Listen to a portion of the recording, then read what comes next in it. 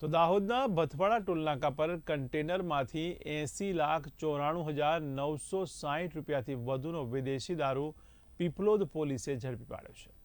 ત્યારે દાહોદમાં દેવગઢ બારિયા તાલુકાના ભથવાડા ટોલનાકા પાસે પીપલોદ પોલીસ દ્વારા પેટ્રોલિંગ દરમિયાન એક કન્ટેનરમાં 80,94,960 રૂપિયાથી પણ વધુનો વિદેશી દારૂ ઝડપવામાં પીપલોદ પોલીસને સફળતા મળી છે। ત્યારે દાહોદ તરફથી એક કન્ટેનર વિદેશી દારૂ ભરીને આવી રહ્યું છે તેવી બાતમી મળતા જ પીપલોદ પોલીસ એક્શન મોડમાં આવી ગઈ હતી અને કન્ટેનરને અટકાવી તપાસ કરી તે દરમિયાન ભારતીય બનાવટનો વિદેશી દારૂની ખાખી પૂંઠાની પેટીઓ, જેમાં નાની અને મોટી કાચની બોટલો સહિત વિદેશી દારૂની 1274 જેટલી પેટીઓ મળી આવી હતી, જેમાં કુલ 37,642 બોટલો ભરેલી હતી।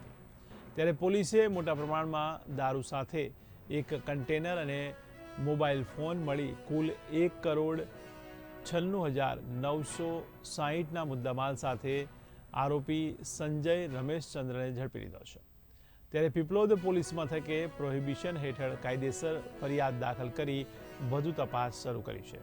આ ઓપરેશન દ્વારા પોલીસે હોળી અને ધૂળેટી પહેલાં જ આ દારૂની હેરફેર રોકવા માટે મહત્વની સફળતા મેળવી છે।